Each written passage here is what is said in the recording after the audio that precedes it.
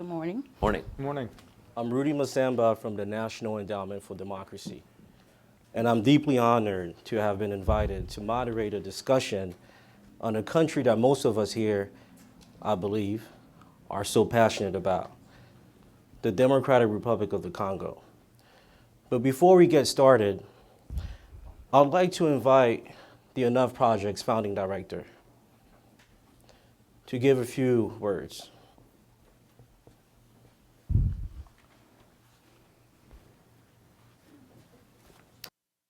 Moderating this, Rudy, and thanks to Marlene and Cap for hosting us, and thanks to all of you Congo watchers for coming this morning. I want to zoom out just for a second before we dive into the details, into the guts of Congo, and look at the challenging neighborhood in which Congo finds itself. As all of you know, millions and millions of people have suffered and perished in this zone of interlocking conflicts in East and Central Africa. Some of the great wars of the last century have been fought in Sudan and South Sudan and Somalia, Chad, Burundi, CAR, Rwanda, Uganda, and both Congos. And one could argue that the big prize in each of these deadly conflicts is the control of a hijacked state and the natural resource wealth of the countries. This enables mass looting of state resources for personal enrichment and diverting state budgets into military and security spending to institutionalize violent repression and to maintain power by any means necessary. Now, kleptocratic networks have captured these states, at times using extreme violence to achieve their objectives. Wars are begun, extended, or deepened as a result. International facilitators, particularly banks, enable those who steal and commit atrocities.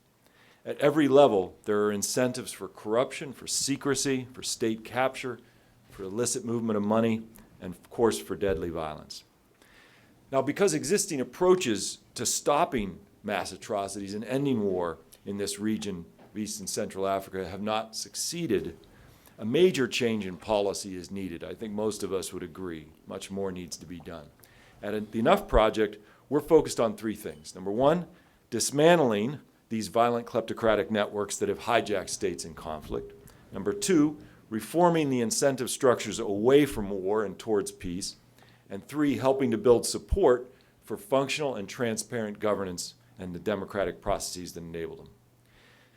To more effectively counter war and the associated mass atrocities we've seen here, those orchestrating the wars and their international collaborators need to be influenced and leveraged. This is the missing ingredient we're trying to address, leverage.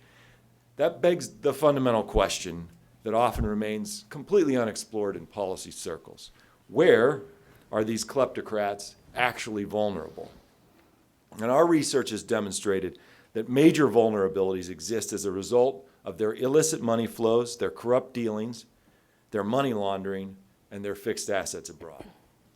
Therefore, a more successful approach to countering atrocities and promoting peace might take a page from the playbook of international efforts to counter terrorism, to counter nuclear proliferation, to counter organized crime networks, where similar vulnerabilities exist on the financial side.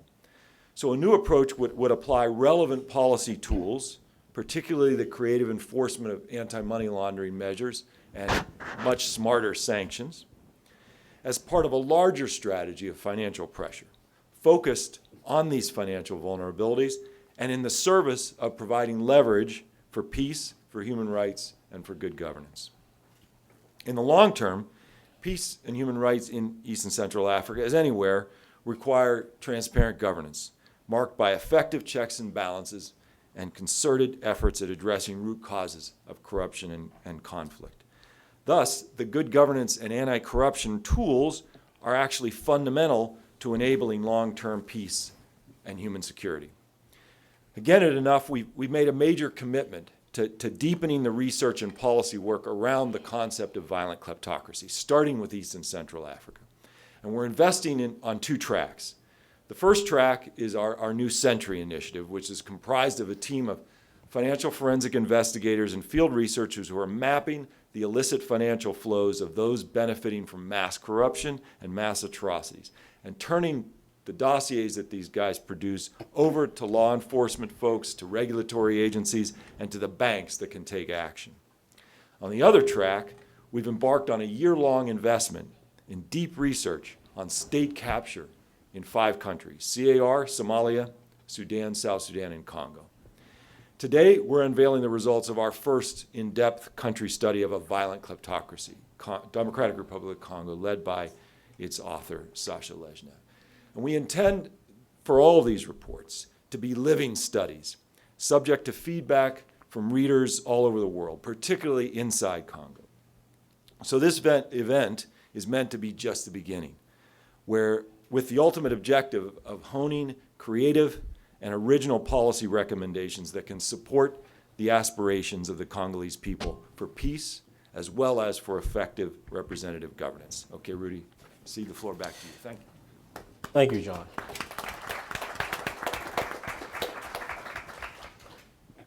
Today's discussion is taking place just weeks after the sad events of September 19th and 20th. 2016 has been an incredibly challenging year for the Congolese people. But we're not here to discuss a particular set of tragedies or to remind everyone of the importance of ensuring a democratic transfer of power. Instead, we're going to take a step back to try to analyze the root causes of Congo's chronic instability. How did the Congo get in its current predicament? What are some short-term and long-term solutions?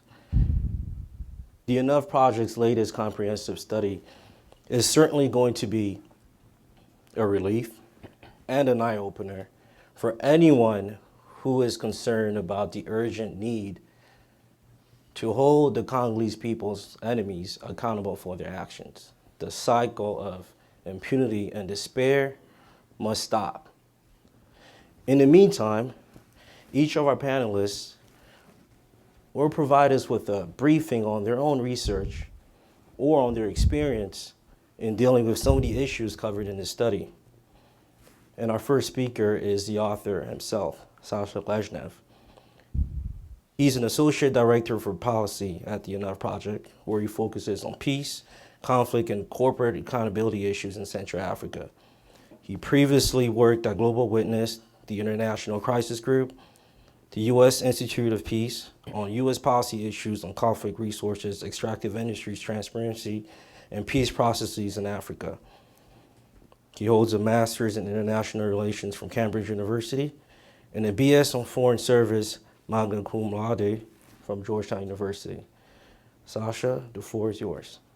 Great. Thank you so much, Rudy. Appreciate it. And thank you all for coming. It's great to see such a packed room to talk about such an overlooked country in Africa, the Democratic Republic of Congo. I'd really like to also thank Marlene and Brendan from the CAP team who put this event together, and our great team at the Enough Project, Steve Lannon, our editor. I see our lawyer is walking in the room, Praveen. I'd like to thank him and all of our team who's worked very, very hard on this report. The event today and the op-ed featured today in Time Magazine, and particularly to Pierre Engelbert, who contributed tremendously to this report. People often look at Congo through various lenses. Some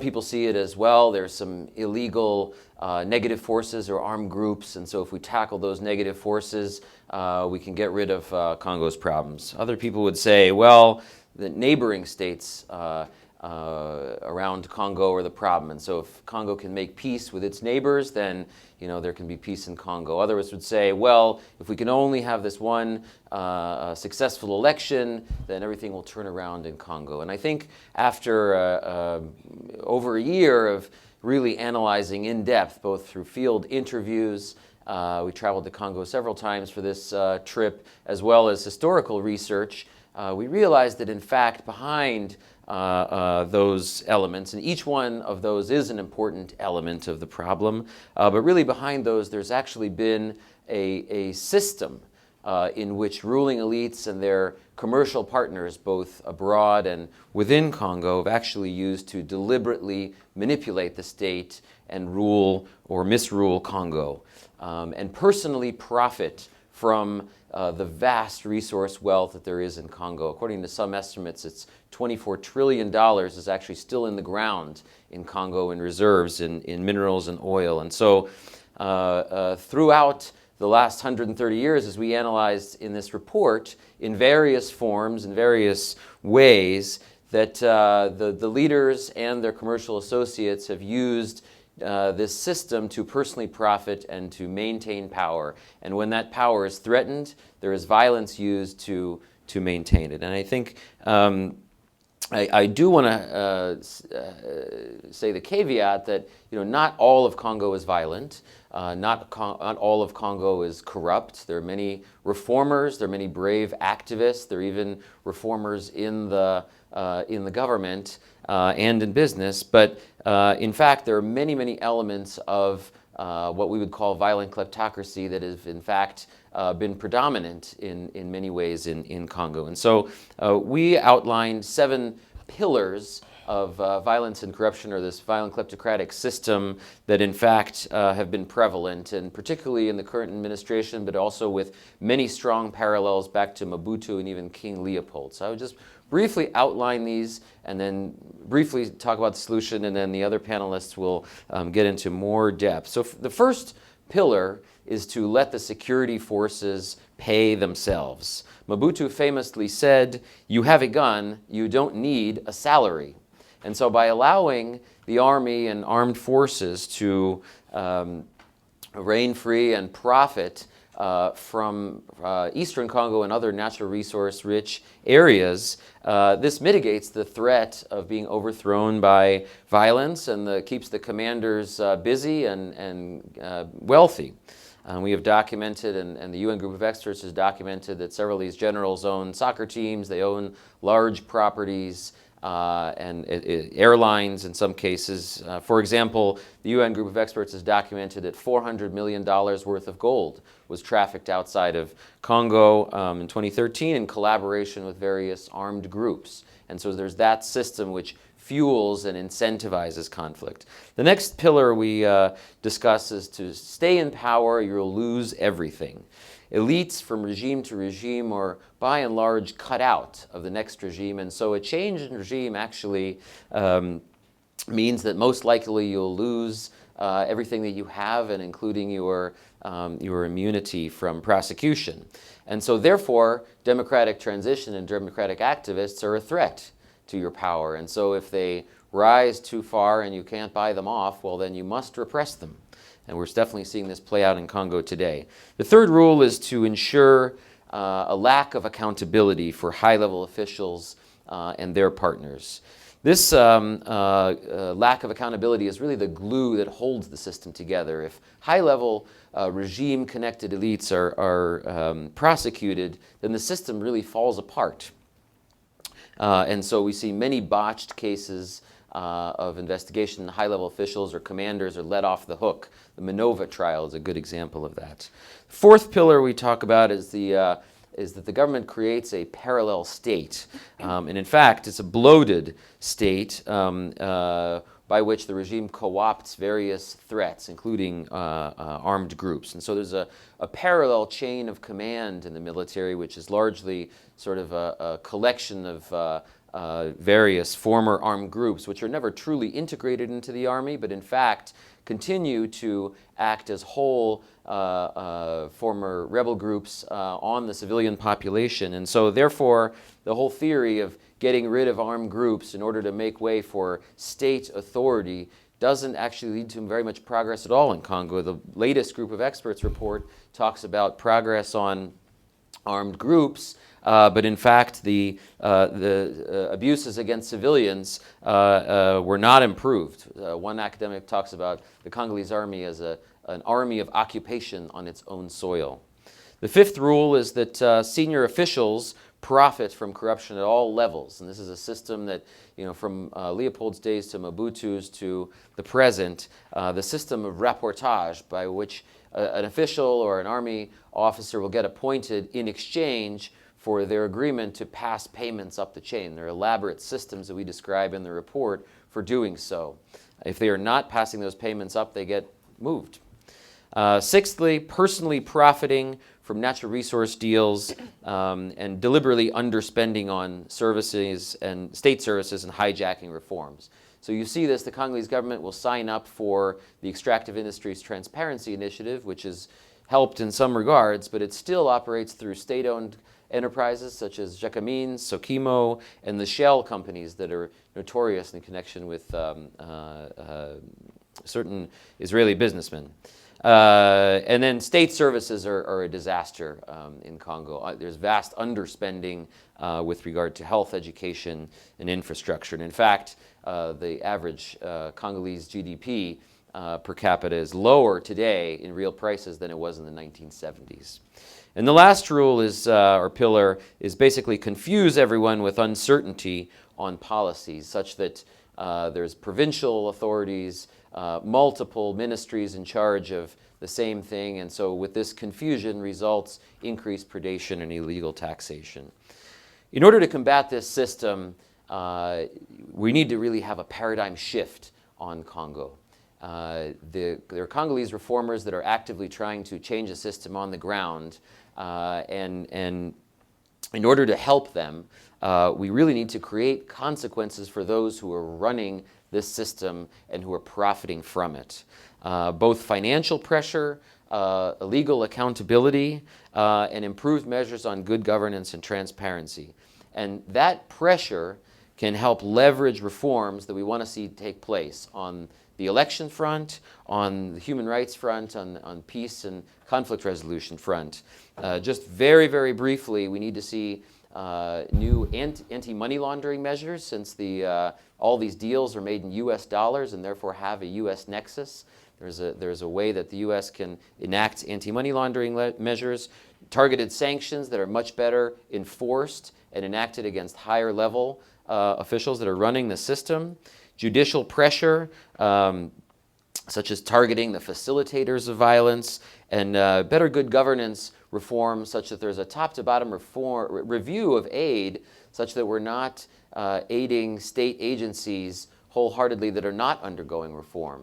And in fact, strong anti-corruption measures should be built into every aid package. And also, we need to press for the audits of these state-owned companies and revealing the owners of the beneficial owners of the shell companies. So thank you very much. Appreciate it. And for many more details, refer to the panel and the report. Thank you. Thank you, Sasha. You may not have realized the symbolic timing of the release of this report. So we're in October 2016, exactly 20 years since the beginning of the first Congo War. And I'm sure we can all agree that the Congo has never fully recovered from the 96-97 conflict. Otherwise, we wouldn't be here. Our next speaker is Professor Pierre Engelbert, who's based at Pomona College in California. He has spent more than 30 years studying African politics and development, with a particular focus on Francophone West and Central Africa. He travels to Africa 2 to 3 times a year to understand and address the challenges of post-colonial state formation and development. His research has focused on the resilience of weak states, nationalism, separatism, and development, foreign aid, and fragile states and democratization. You may speak your mind, Professor. Don't want that. Thank you very much. I first want to thank John and Sasha for associating me to this research project from which I learned a lot, and this event today. So I'm really glad to be part of it and to be able to share my analysis. What I will do briefly is to elaborate on this notion of system that Sasha was mentioning, that the relationship between what I would call flawed governance, which would include kleptocracy or a range of dysfunctional governance, the relationship between that and violence is actually systemic. It's not accidental. There is violence that's unrelated to governance. There's corruption that's unrelated to violence. But there is some sort of systemic dimension. And some of it might be because of weak capabilities. Sometimes governments, because of lack of means or because of looking for expediency, adopts policies and solutions that have horrendous consequences on the ground that might have a short-term benefit. And sometimes it's much more willingness, or that there's actually individual will to appropriate resources or collective will to appropriate resources, which translates into governance behavior and has horrendous consequence. So I'm going to give two examples this morning to kind of flesh out some of the arguments that I made in the report to bring it kind of in more practical terms. One is at a very macro level. The other one will be a little more focused. But the first one deals with the propensity of the Congolese state to address grievances by co-opting people. So in Congo, particularly in the east, but not just in the east, there are a significant amount of grievances in terms of access to land, access to basic government services, inter-ethnic community relationship, safety, justice, things like that. So it's a poor state. It's a state that has a long history of dysfunctional governance and conflict, and so the grievances are genuine and they're deep, and they've expressed themselves for a long time. It's not the typical approach of the Congolese government to try to fix, to understand, to solve the grievances. That might be in part because of a lack of interest in the population. It might be also in part because it's very hard to do. It's complicated. When you're a weak state, and Congo remains a weak state, you take shortcuts. And so one shortcut is just like bring people in. Like at least let's eat together, in the sense of Bayard, the politics of the belly. And so the Congolese state, more than many other states, because patronage, of course, this is fundamentally patronage. It's a common mode of rule for weak states and for African states. But this really takes it to a different level. And essentially, it tells people, join us in the state. If you make any kind of nuisance, we find ways to integrate you at many different levels. Now we can't pay for you. But now we can give you a parcel of the state, and you can help yourself with that. And that goes back, as you were saying, to the system of Mobutu. There's a lineage to that the current regime, despite having been formerly more democratic, has not been able to address. So then you have a plethoric military of about 140,000 people, who really is not really combat worthy for most of it. And instead what it does, it deploys through the territory and practices extortion of individuals, because the idea is that here's a gun, here's some sort of authority, and then you might be from a former militia or a rebel group, whatever. You might even be from Mobutu's years. Come in, have access to a gun, have access to an official title, and help yourself. Help yourself through extortion on civilians. And so there's a brand new report from the International Peace Information Service that came out just 2 days ago that shows that more than 50% of the mines, the artisanal mines in the east, have armed forces occupying them. 38%. It's the Congolese military. Now, they're not there because there's any kind of significant operation. They are there because they steal the minerals. They tax the miners. They extort them. And so essentially, it's understood that that's what it will do because it's kind of part of the logic of their integration. Now, that doesn't mean that the government has some sort of evil plan to do this to its people, but the kind of policies they adopt lead in a systemic way to this kind of outcome, making it almost impossible to do things like security sector reform because you really would undermine the system that keeps you in power, if you will, right? So on top of that, you imagine a military like this is very potentially disloyal. It's a military that really is not integrated properly, that does not have Republican values. So there's research that shows that officers, to try to maintain loyalty of their platoons, their regiments, retain the pay. So they fail to pay them, even though the pay to begin with is minimal. You get about $90 a month as an officer. But the officer might want to retain the pay of his troops, forcing them to go after civilians. And the exercise here is to make them go through this, to get rid of the disloyal ones, but to create the same kind of abuse by all of them. And then you have this kind of gang mentality. We did this crime together. We stick together. We have to look out for each other. And so, to some extent, the attempts at making the military functional generate violence against civilians. And for example, then there's a report by Grant Gordon, who's part of his PhD. He found that 22% of soldiers who don't get payment engage in extortion. 31% apply illegal taxes. And 34% forced labor. Forced labor. So it's slavery.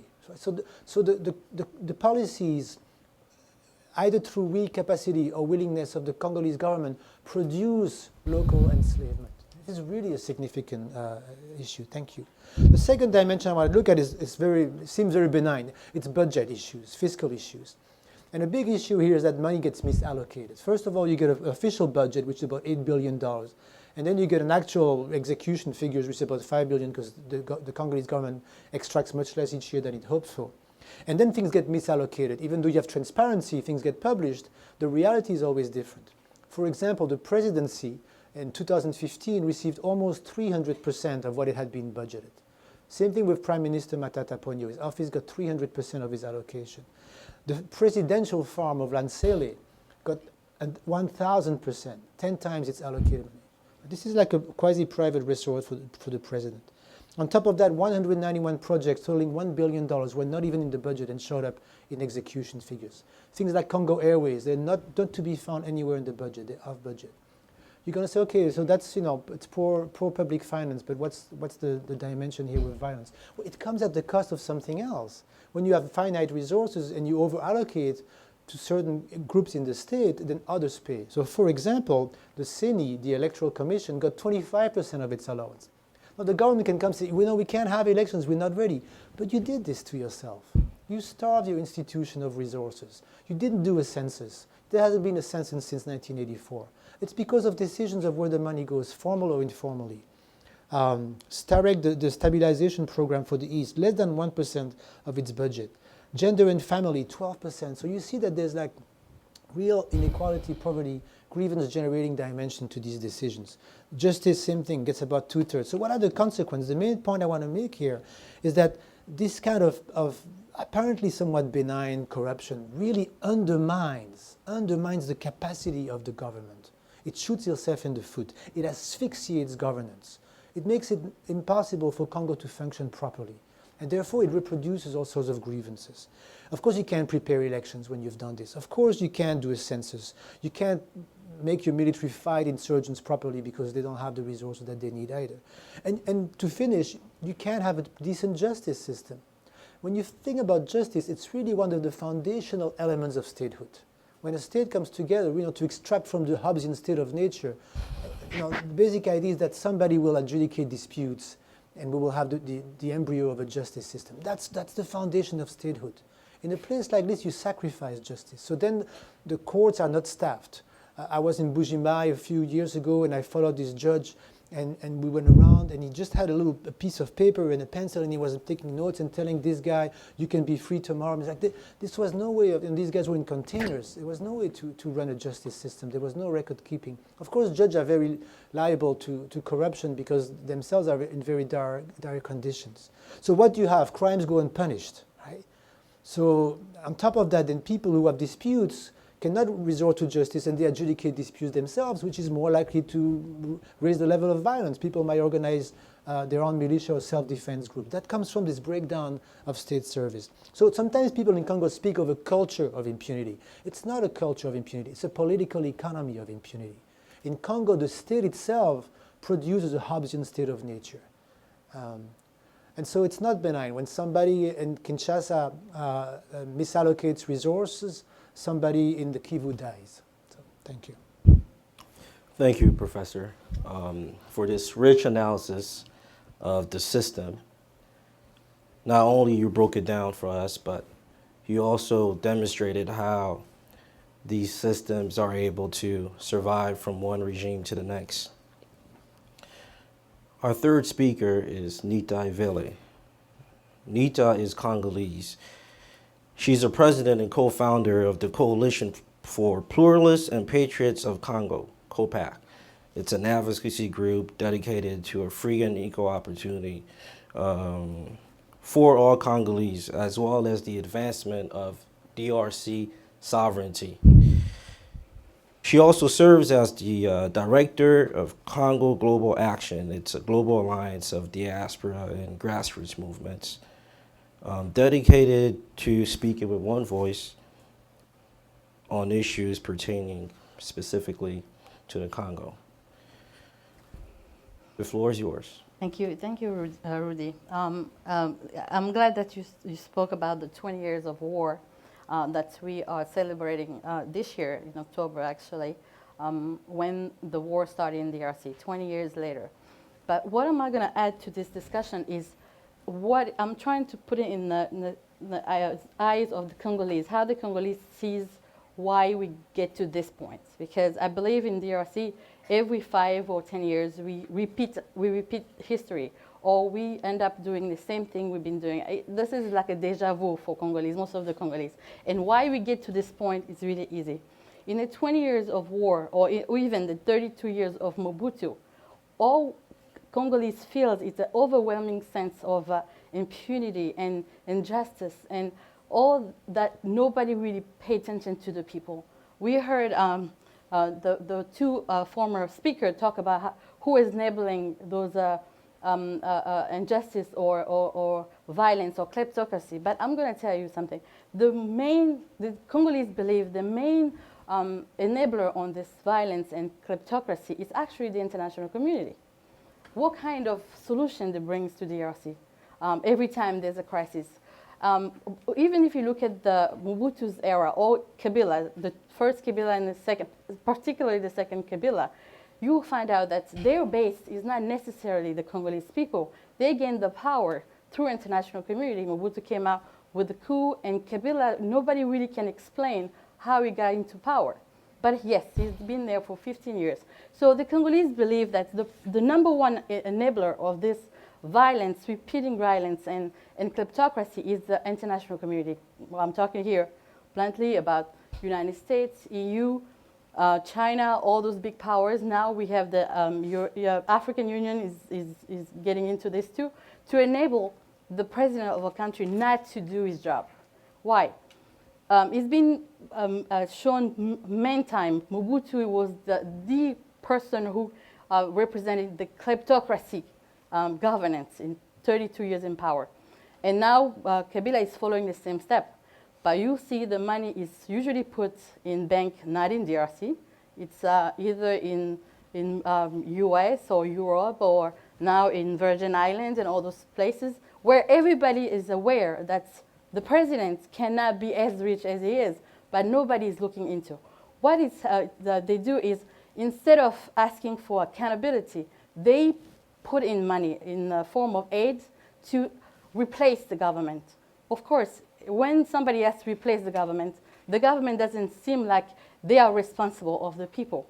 Especially Joseph Kabila's reign, the international community really, I'm going to bluntly say, baby him the whole time. They pay his military, they pay for schools, they pay for everything he was unable to accomplish in the name of finding some stability. And every time the Congolese felt a victim of the violence, because nothing really prevents that government who do not care for the people to, actually, what I want to say is nothing really obliged them to do anything for the people. What's happened is poverty get in, people become very unsatisfied, what make them go through violence.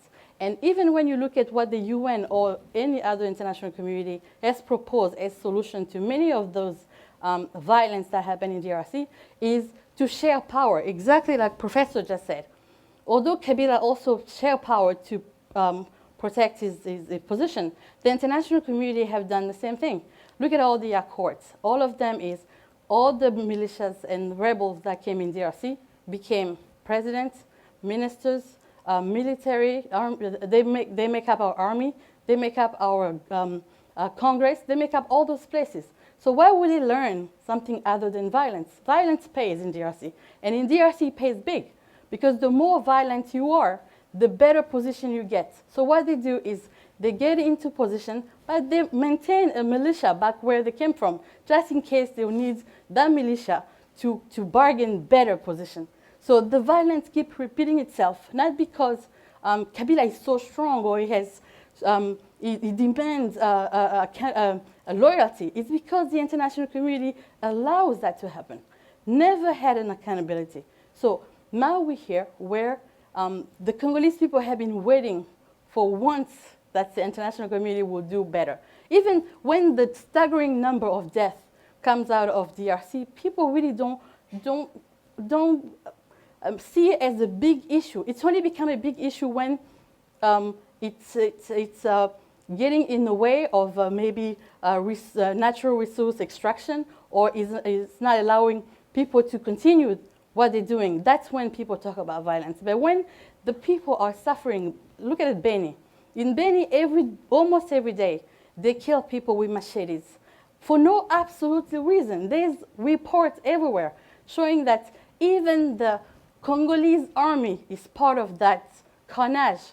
But people are not moved because so far Beni, it's not a problem that people see it allowing them not to continue business. And business thrive in DRC when there's crisis, apparently, because all we knew from 32 Mobutu, even before, and the 20 that we have now, that's almost 50 plus years of Congo independence, all we know is how violence make other people rich and continue to make Congolese extremely poor. But what happened now that we all know that violence pays in DRC? That means even the citizen now know that if you use violence, people pay attention to you. And that's where we're going, where the Congolese people do not believe in the salvation from any accord that the international community will bring forward, or anything that anybody will do for them. They decide they're going also to try to take matter in their own hands, just like everybody has been doing to maintain position or to gain power.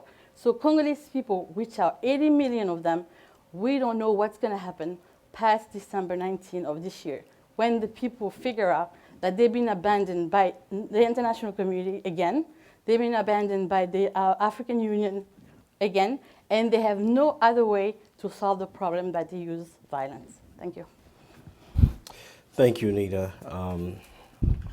I'm sure there are some Congolese in this room who share your frustrations. However, there are a lot of folks in the international community who also sympathize with you. But as you said, at the end of the day, the Congolese people must take matters in their own hands. Our fourth speaker is Peter Harrell. He's an adjunct senior fellow at the Center for New American Security, where he focuses on the intersection of economics and national security. His research interests include economic statecraft, sanctions, and energy. From 2012 to 2014, Mr. Harrell served as Deputy Assistant Secretary for Counter-Threat Finance and Sanctions in the State Department's Bureau of Economic and Business Affairs. He served on the State Department's policy planning staff from March 2009 to June 2012, where he played a leading role in developing Secretary of State Hillary Clinton's economic statecraft agenda. He's a graduate of Princeton University and holds a JD from the Yale Law School. All right. Well, thank you all very much for coming today. I'd like to begin by congratulating Sasha and Pierre and the Enough Project for the release of what I think is a very important and also timely report, because I think all of us hope that as this administration winds down and we look towards the next one, it really is a good time to be thinking big picture about strategy and foreign policy strategy with respect to different countries. So really congratulations on a job well done. So my background is obviously on sanctions and financial crime issues, not on the DRC. So I thought I would concentrate my remarks really on the recommendations that this report makes around ways to use sanctions and financial crime tools to help increase the pressure on bad actors in the DRC and help try to break this cycle where people are able in the DRC, officials in the DRC are able to capture resources, take them out of the DRC and stash them elsewhere, and use those resources to maintain their violent kleptocratic rule. And I should begin by saying the report really lays out what I think is a very comprehensive and nuanced and detailed strategy of how to use sanctions and financial crime tools to help break this cycle in the DRC. And I think that's important because I think all too often, look, as a former policymaker, those of us in the room have been former policymakers, I think too often when some crisis comes up, it's tempting to just say, oh, we'll slap sanctions on a few people, that'll solve the problem, and then we'll move on. And that really rarely solves the problem. If you're going to use these tools effectively, and they can be used effectively, you need to follow through with the kind of detailed and nuanced and systematic strategy Sasha and the Enough Project have laid out here today. And I'll just give a couple of examples of what I mean by that. So first of all, the Enough Project has recommended that we increase targeting, increase actual sanctions on bad actors in the DRC, drawing really on the way the U.S. government has sanctioned narcotics traffickers and other criminals over the years, where you identify a few of the key financial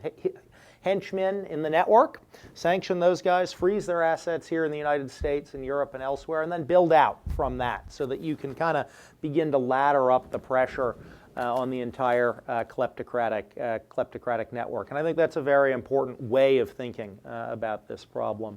I also commend the Enough Project for thinking about not only using sanctions, but also using other financial crime tools. I mean, as we've heard today, a lot of the money stolen in the DRC gets taken out of the DRC. It gets laundered through Dubai, probably makes its way into Europe and elsewhere.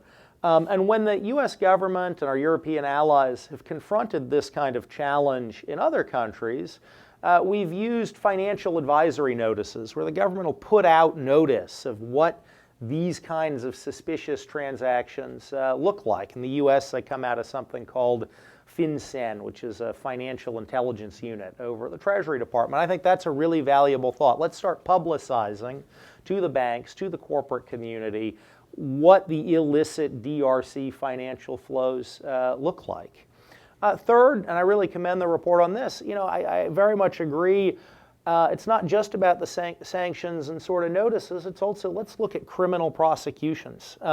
U.S. has, under our criminal law, when these kind of proceeds of this kind of corruption come into the United States, we can actually bring criminal law prosecutions against the individuals involved, both the folks in the Congo and their facilitators based outside the Congo. And I have, reading the report and thinking about this, I was struck by the fact, if the U.S. government can use criminal law to prosecute FIFA officials for soccer corruption, which is something as a sports fan I support, surely we can use the same kinds of criminal law tools to go after people responsible for so much violence and kleptocracy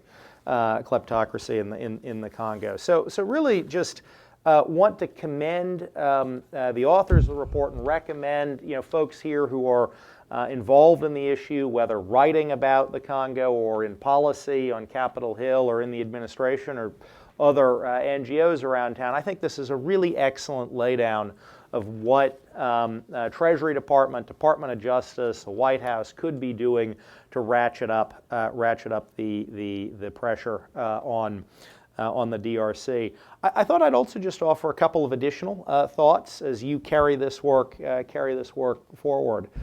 First being, and you touch on this in your report, you note that with respect to Burma, for a couple of years, as the U.S. was beginning to unwind our sanctions on Burma because of the transformation there, U.S. actually required American companies investing in Burma more than a de minimis amount to file an annual public report about their, broadly speaking, corporate social responsibility policies in Burma.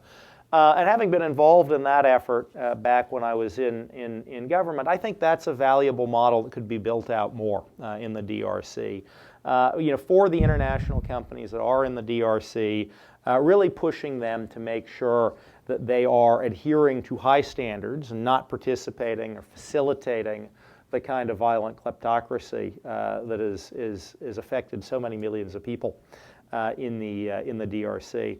And then the other thing I'd note, and this is sort of implicit in this report, and I know the Enough Project has talked about this very explicitly in the other context, is, there is going to be this challenge if, and as I hope as, next administration ratchets up pressure on the DRC, that you're going to see the probably, frankly, fairly few remaining legitimate businesses, legitimate international businesses active there, begin to reevaluate whether they still want to be there. Just because, as we've seen in other contexts, when sanctions crank up, legitimate businesses begin to think this is getting too complicated for me, and I might pull out. And there has been, as you know, over the last several years, some effort by the electronics industry and others to figure out how to do some legitimate business in the DRC. And so I just recommend that as you carry this forward, you engage not only with the policymakers on the increasing pressure side, and the companies on the increasing pressure side, but also make sure to engage with the, again, not huge number of companies that are trying to do the right thing there, to encourage them to stay and to make clear that you're not going to be coming after those guys, because we'd not want those guys to pull out as an unintended consequence of this. But very much, just in closing, commend again this report and hope that all of you in the room have the chance to read it. Thank you, Peter. I'm confident that our Enough Project colleagues will take into consideration your elaborate critique of the report when they engage the relevant authorities of the U.S. administration and also folks in the business community. But I'll let Holly have the last word. Holly Dranganis is a senior policy analyst here at the Enough Project, where she focuses on the Democratic Republic of the Congo, the Lord's Resistance Army, the Central African Republic. She's an attorney specializing in international criminal justice, sexual and gender-based violence, and natural resource trafficking. She worked on numerous regional and international criminal cases, including the case against former Liberian President Charles Taylor. She holds a JD from University of California, Berkeley School of Law, and a BA in International Relations and History from Connecticut College. Thank you, Rudy. And I just want to add my congratulations to Sasha and Pierre on the report. It's great to be here. It's great to have all of you here. I want to talk about a little bit more in depth about something that is a mainstay of the violent kleptocracy in Congo and also has threaded through many of the comments today, and that's impunity for the crimes that underlie the systems of corruption, violence, and theft in Congo, and a bit about what can be done about that impunity. Now, there are different levels of criminal behavior going on here, from minor bribes to systematic extortion and complicity in mass rape in Congo. Lack of any kind of legal consequences for these actions remain the status quo in Congo, as many of the panelists have already said. And that impunity really allows elite actors to maintain power based on their criminal activity and continue committing the crimes. Impunity is also the status quo for the financial facilitators, that is, the individuals and corporate entities that make corruption and violence lucrative, literally translating the proceeds of crime into viable goods and wealth on the international market. Financial pressure like individual sanctions, anti-money laundering, transparency in contracting are all critical. But in order to really address the impunity that fuels criminal networks in Congo, we also need to see criminal investigations that lead to charges and fair trials with the participation of witnesses and victims. And we need to see those cases go through to judgments rendered. Now, the reality is there's actually quite a bit of activity in the justice sector on international crimes in Congo, both at the national and the international level, which definitely lends some optimism to the situation. But in line with the conversation today, I just really want to emphasize that the way justice is applied and the strategies for prosecution require innovation to truly be effective. And they specifically need to better incorporate the financial facilitators, economic crimes, and the vast assets that result from crimes. The first point to make is that one of the strategies of the violent kleptocracy in Congo is to hijack state institutions, and that includes the justice system, as Pierre talked about. According to our research and many others, the justice system in Congo has systemic lack of thorough investigations and chronic high-level political interference, and that often results in dropped cases, scapegoat convictions, and total impunity for the high-level architects of crimes. A few examples: in 2012, the Congolese army soldiers attacked the town of Minova in South Kivu. At least 100 women were raped. 2 years later, after quite a bit of pressure actually from the US, a high military court prosecuted 39 soldiers, but they were all very low ranking. Most were chosen arbitrarily for indictment, not based on a thorough investigation of the facts. And in the end, only 2 individuals were convicted of rape, and that was for the direct perpetration of rape, not the command responsibility. In another example, a Congolese military court prosecuted employees of a subsidiary of the multinational company Anvil Mining, which, according to a UN investigation, provided logistical support to army soldiers who attacked a town in an operation in Kilwa, which happened to be a strategic territory for Anvil Mining. During that operation, soldiers committed torture and murder of civilians. And the court in that case actually did prosecute employees of the subsidiary and soldiers, but in the end acquitted all 12 defendants, finding that there were no summary executions, in direct contradiction to the findings of the UN panel and to witness testimony. The best antidote to this kind of incomplete and politicized justice is an internationalized mechanism meant to prosecute grave crimes. That's a proposal that's been on the table in Congo for almost a decade now, supported by civil society. It's been known as the mixed chambers, and it's a model that would incorporate international and national jurists to better prosecute grave crimes, and this kind of model has been helpful in other countries. Of course, another opportunity for justice in the case of Congo is the International Criminal Court. The ICC has been more active in Congo, actually, than any other situation country by many measures. The first 2 convictions were Congo cases, and a recent case that just closed was of Jean-Pierre Bemba, the former vice president of Congo. That was the first conviction by the court for sexual violence crimes. And actually, the court recently intervened in the elections crisis and the violence going on there by first the chief prosecutor issued a warning, reminding everyone in Congo of their jurisdiction over grave crimes that may unfold during this crisis. And she didn't stop there. She recently sent a delegation to the field in Congo to meet with justice and political authorities. But the approach at the ICC is lacking in really important ways. Given the role of financing, corruption, and greed in these crimes, it's imperative that the court puts more effort into both prosecuting the theft of natural resources and the other financial underpinnings of Rome Statute crimes, and also more effort into seizing assets of the defendants that they are already prosecuting or will prosecute in the future, given how much money actually comes out of the commission of these crimes. So the court really needs a financial investigations unit to better investigate the financial aspects of crimes and seize assets. Finally, as Peter mentioned, there is enormous power in foreign domestic jurisdictions. They can really help close this impunity gap, particularly with respect to the facilitators of corruption and violence in Congo. Domestic courts in the US and in Europe in particular have the jurisdiction to prosecute some of these crimes and can use key statutes like the Foreign Corrupt Practices Act and the Geneva Conventions to prosecute crimes related to Congo's kleptocracy.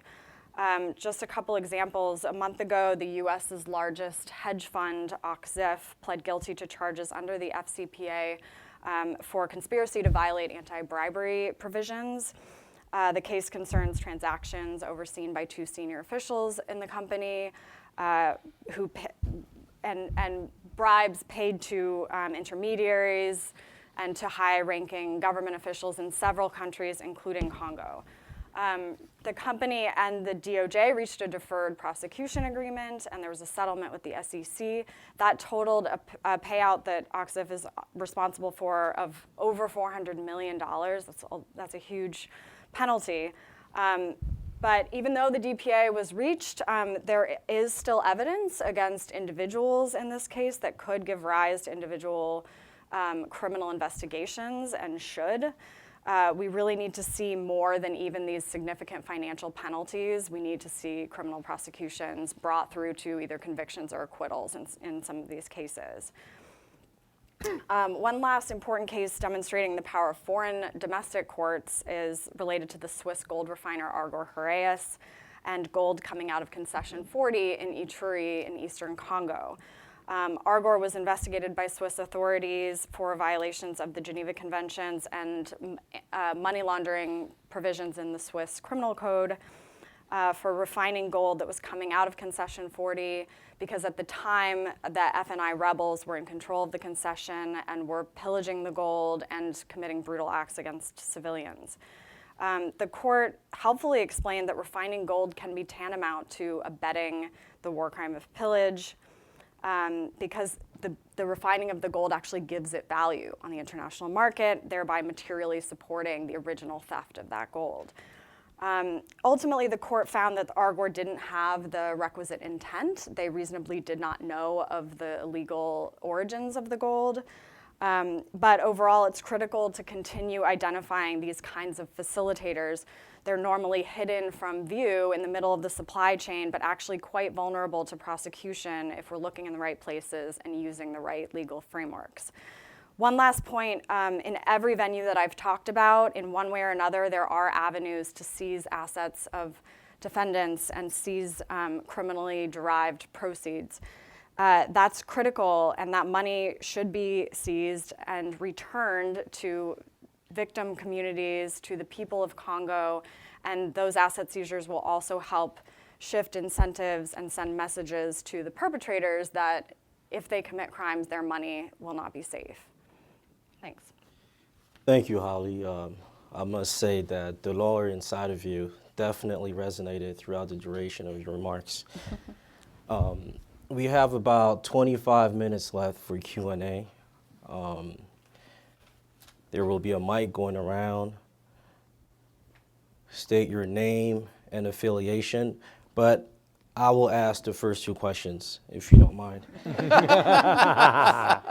So, my first question goes to Nita. So, Nita, as you know, all these corrupt foreign commercial actors we've been talking about, they can operate without the complicity of the local political class. So what has your organization, or the two organizations you're involved in, what have you done to favor the emergence of a new political class, a new generation of leaders that will be discouraged from making the same mistakes of their elders? Sure, absolutely. I'm also, I don't know if I didn't mention it on my bio, I'm also a board member of the Pansy Foundation. So with Congo Global Action and Pansy, we're actually working with civil society and youth movements to try to educate the people on how to take part of the politicization and specifically the democratization of the country. Because like I explained here, the past 20 years, the politicians that we have now, except some individuals, many of them come from war. They were either part of a rebellion or some people from civil society get into a rebellion because, like I say, violence paid, and this time it paid really big time. So they're not really working to help the civilian or the community. We want to change that. When the Congolese are asking for elections and demanding that we have a new class of representative, is because they want to get rid of that class of warlords who took power because they were stronger, they took arm, and we want to show another face of Congolese that even if you fight nonviolence, you can also take power and do something for the people. We want to bring actually the power back to the people and no longer to those violent kleptocrats as we're talking today. So we've been educating the youth. We've been going to vulnerable groups like women's and street children's, because they've been used also to perpetrate violence in urban area like Kinshasa and elsewhere, to tell them how they have to change the way of viewing the leaders. And like the first step on your report is pay to play. And most people now are so used to being called to play only if they pay, either by being loyal or being part of the violent crime. So we want to change the mentality, and it has to start from the base. Thank you. Oh, very good. Holly, as you know, the Congo case is a very complex one, and talking about the legal framework to address impunity. So in your opinion, there should be a mixture of regional tribunals and also cases handled abroad. Is that what you're referring to? Can you elaborate more on that front? Sure. So the International Criminal Court's core principle is complementarity, meaning that their work and the cases that they bring forward are meant to, and their mere presence is meant to encourage prosecutions at the national and regional level. And this is something that we've seen work well in many countries across the region, and including in Congo. You know, the ideal situation is for cases to go forward in Congo, as I mentioned.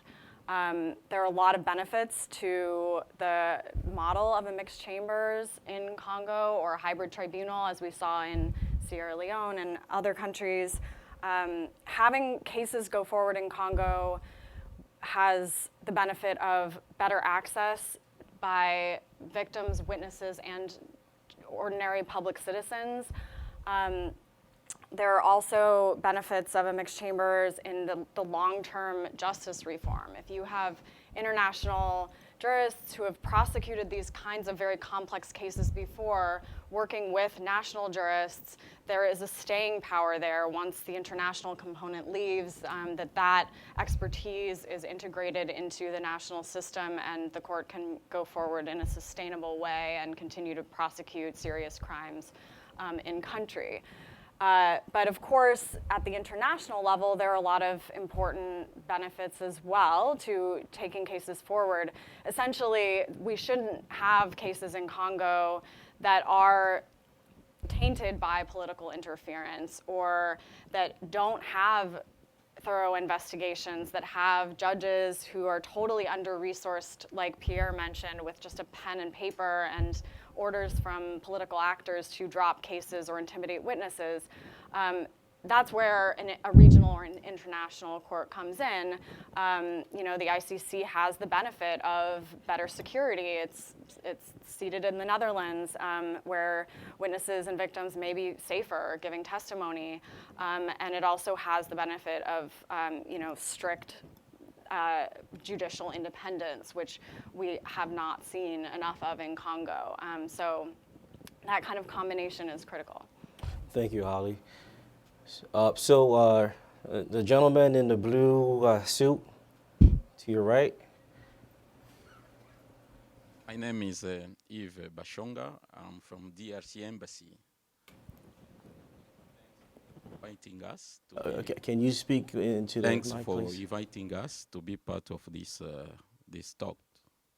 But the reason I want to talk is because I see so many friends of Congo here who never go to Congo, but they like to hear about Congo. So the situation, the talk I heard from Sasha is not really fair to take the situation which existed 20 years ago and make it like it exists today. The 7 pillars of kleptocracy you are talking about, I wrote about them, and there's more than 12 years ago. But the Congo we have now is totally different with Zaire. Now we have Democratic Republic of the Congo. And Congo is a part of the great region where the democracy existed. Now we have more than 200 political parties. We have people who can talk bad about the president, and they walk freely in Congo. I have Nita there, who give her point of view, but she traveled to Congo often. Nobody arrested her. So just to let you know that the Congo you are talking is different. Now we have Democratic Republic of the Congo. Professor Pierre, I know you. I heard some of your presentation, but for me, I think it's not fair to come to Washington and go to every think tank talking the same situation about Congo. And I'm surprised most of the time you don't talk good about Congo. But I know you. If you have any issue about Congo, let's sit and talk, and we can see what to do. Now I think it's good to talk about election. We are talking about election in Congo, then talking about things which existed 20 years ago. The major challenge we have now in DRC is election.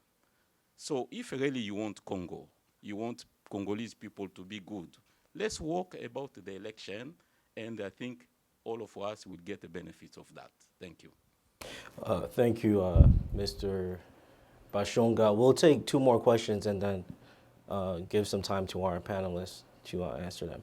In the front, first row. Well, he's closer, so start with him and then come to the first row.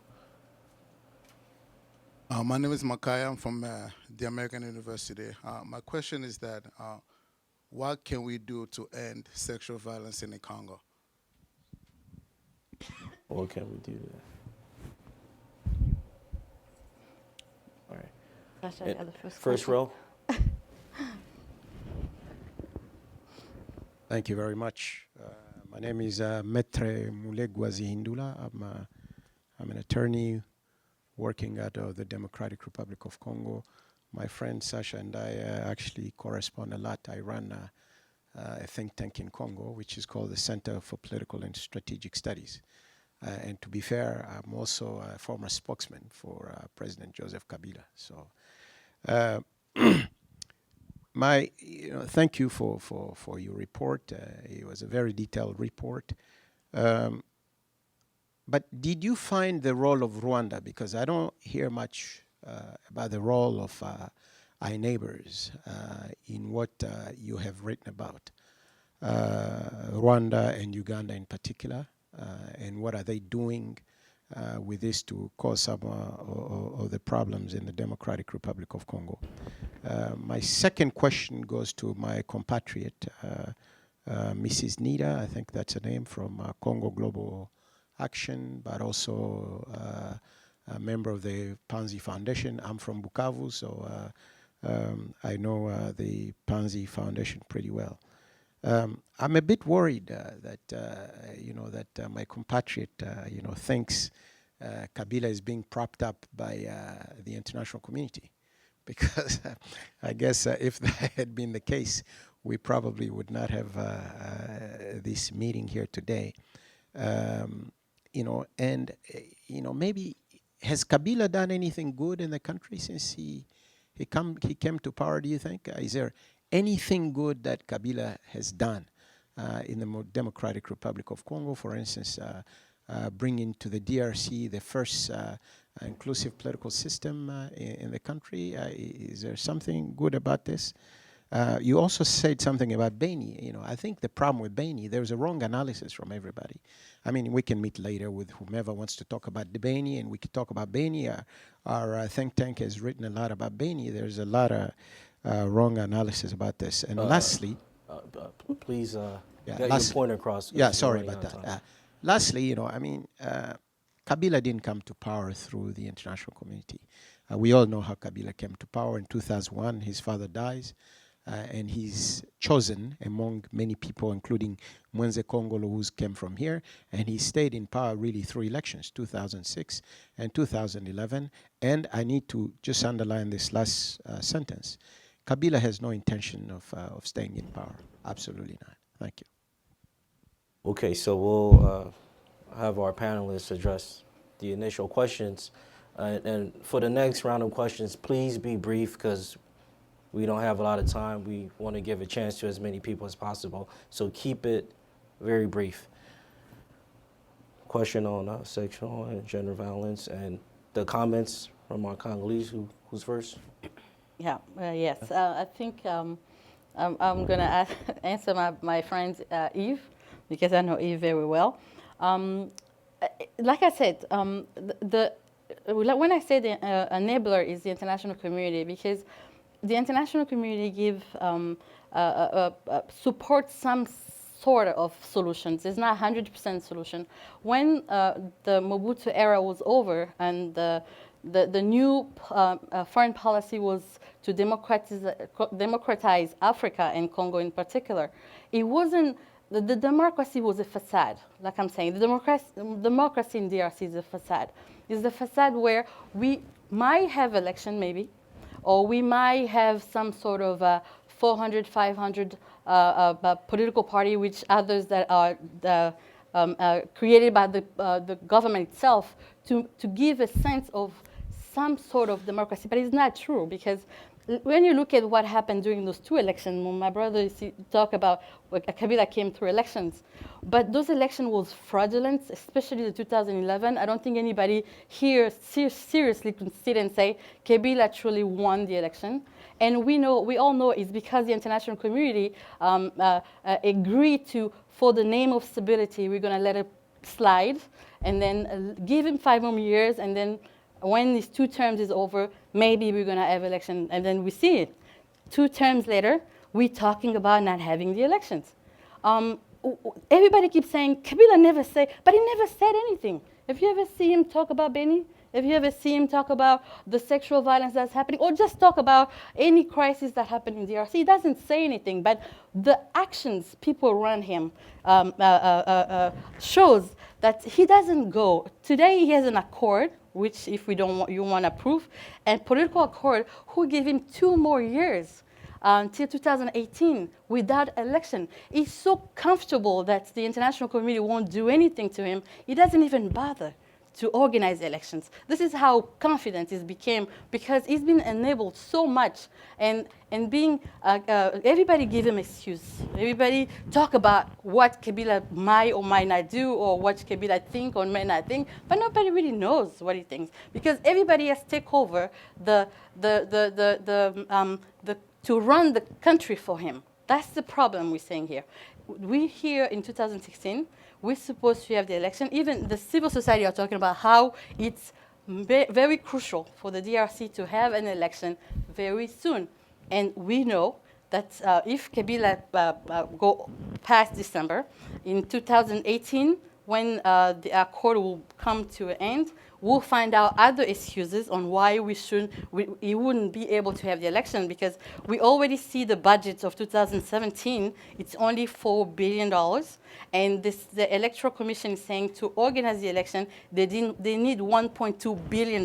So 1/3 of the budget supposed to go to organize the election. We're not going to have the elections, and we know that, and everybody knows that. It's only really having a hypocritical facade and saying that Kabila is a true Democrat. We all know he doesn't want to leave power. We all know we have to force him to leave power so that Congo can have prosperity.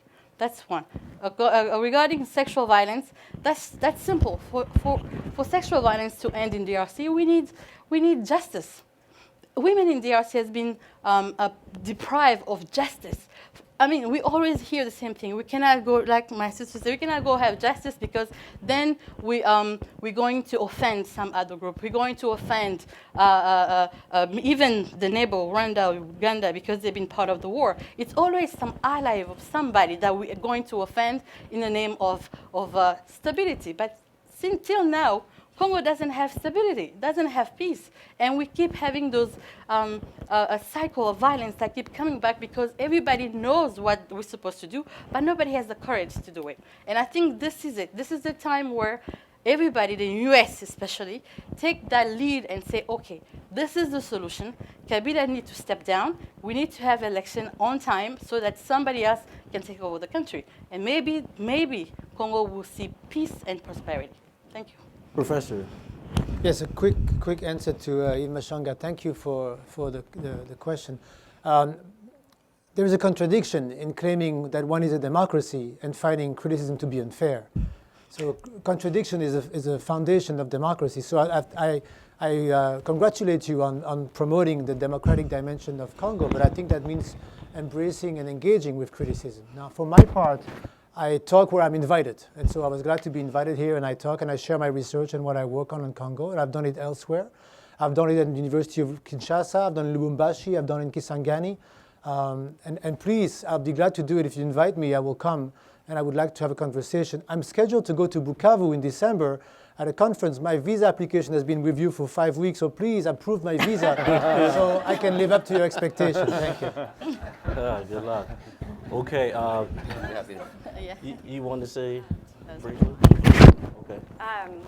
Just to add very quickly to the question about sexual violence, first and foremost, services for the survivors are needed. Right now, very brave, amazing groups like Ponzi are the ones providing nonprofit services to the survivors of rape and sexual violence. That's the job of the government. And they're doing that against all odds in the face of violent threat. Of course, I agree with Anita that justice is what's needed, and it's pretty amazing, despite millions of dollars of aid directed for ending sexual violence in Congo, dozens and dozens of studies, tons of attention on this issue. Impunity remains completely intact. Why? Because the justice system in Congo is unable to get at the high-level perpetrators of rape. And then last, we need a clear recognition that rape in Congo is used as a weapon of war in the context of armed conflict. It is also something that continues in the civilian context and happens both as a result of war and as a result of non-war related issues. We have the town of Kavumu in South Kivu, where very young girls have been raped over and over again, taken out of their homes and returned back to their beds after having been brutally attacked. And the government has done basically nothing to investigate those crimes. This is the political economy of impunity, as Pierre talks about. Rape in Congo is a direct result of that. So it's about dealing with the structures of that impunity to create a safer place for women and girls in Congo. I do want to respond to a couple of the points. So, Mr. Yves, thank you very much for coming. I absolutely do want to make the point that what we're trying to present here is not that everything is bleak and dark in Congo and hopeless. I've been to Congo many times, including this year, for research for this report, and there are many very brave people at the civil society level, in the provinces, even within the government and business, who are trying to do good. There are businesses that employ legitimate people. There are brave activists, human rights activists, who are trying to bring war criminals to justice. And there are people within the government trying to actually deliver on services. I think one of the key recommendations from our report, in fact, is that some of those activists really need much more support in terms of protection support if they're endangered because of the brave things they're trying to do, and also more legal aid from donor institutions. You can't neglect the fact that Congo did have a successful election in 2006, for example. The 2011 elections were less successful, and hopefully at some point we will get a next election. And so I think today it's very important in the short term to really meet some key benchmarks so that we avoid some major street violence like we've seen in other contexts in Africa and Burkina Faso and the Arab Spring, etc. It would be very helpful for the president to publicly state that in fact he will not stand in the next election, that elections will be held in fact in 2017. The technical experts agree that a delay till April 2018, even people within the CENI themselves have said that there's no need to delay the 2018 until 2018, and also drop the charges, the political charges against people who have been, some of them have been released from prison, but the charges are still pending. I would also want to address Maitra's comment about Rwanda and Uganda. So they definitely do feature prominently in the report. Rwanda and Uganda were obviously very prominently complicit in the looting and war crimes in Congo, through sponsorship of various rebellions and invasion of their own. Today we are seeing some improvements on that. There's no longer a major Rwandan-backed armed group, but we need that to continue and not have some illicit deals and continued pillaging by various elites, whether they be Congolese, Rwandan, or more widely in the international community. Okay, we'll take 3 more questions. Gentleman in the middle, on the right, over there. Okay. My name is Pierre Tantrou. Full disclosure, I work with Rudy in Central Africa and the DRC at the NED, and I kind of wanted to come back to really the correlation between violence and kleptocracy, which I find really interesting. I don't think that's something that's been looked at more clearly. And as I focus on the eastern side of the country, especially in the Kivus, and I see the perpetration of this cycle of violence, as you have probably, as you have highlighted, to just kind of continue this kleptocratic nature of the government. And kleptocracy in itself, I don't think that there's a real consensus of what it really means. So it's interesting to see how the context in which you're defining kleptocracy in this instance. But I kind of wanted to come at some of the instruments that can be used really to do away with this kleptocratic issue and the violence that is that helps it continue. We're talking about sanctions. I've heard a lot of you talk about sanctions, especially in the U.S. by the U.S. Government, and I do wonder exactly the impact of these sanctions on individuals, because historical links and just social links, you know, the DRC has more connections with the Europeans than they do with the Americans. So some of these people don't necessarily have that many assets or accounts in the US. So how much impact really do these sanctions have on these people? And maybe look beyond that, what else can be done looking at the sanctions? Because obviously the Europeans don't seem too keen on that. That kind of was my question. Thank you. Thank you, Pierre. First row to your left. Please be brief. Good morning. My name is Eugene Pewa Pelema. I'm from the Central African Republic, so I'm a neighbor of Congo, and we're going through a terrible war also. I have a question for, I don't know if it's a question, but for the panel and everything that you have talked about, don't you think that the history of Congo, starting with Leopold II, you know, all the slavery, the mistreatment of the people of Congo, the murder, he killed about millions and millions of people. The fact that start with him, don't you think that it become like a recurrent way to run the country from his time, the way that he run the country, still the wealth of this country, destroy the life of people, and that was perpetrated through Mobutu and the next regime? That's the first question. Very quick, very quickly. And I think the geopolitical in Congo, the war between the U.S., the Chinese, it was before the U.S. and Soviet Union at the time when they killed Patrice Lumumba, that put Congo probably in that path, and then they're still paying the price of that. And the last point is, sometimes people think that democracy is the answer to all the problems we're going through. We just have an election in Central African Republic, and I can tell you, an election cannot solve the situation that you just described right now. You cannot have an election where the people are not built up. Poor people that cannot eat, have not a place to sleep, don't have the basic needs, they cannot have a democracy. That's my point. It's not going to work. I can tell you that from now. Thank you, Eugene. I'm afraid that we've run out of time. We'll let our panelists answer, and then you can follow up with them as we evacuate the room. So I would just say very briefly to the European question, it's very, very important that the European Union and European individual states act here. You're absolutely correct. Congolese leaders and their facilitators travel much more often to Europe than they do here, and anti-money laundering measures and targeted sanctions. I mean, Jacquemin owns properties on the Champs-Élysées.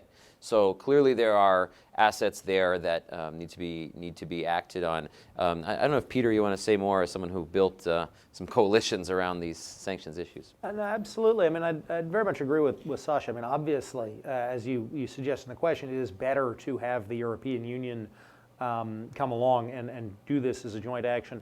One thing I'd note is as a former diplomat who dealt with the European Union on these issues, the simple fact is, although obviously you'd like to use diplomacy to encourage the European Union to come along, in many cases, if the U.S. doesn't act first, the European Union will never come along.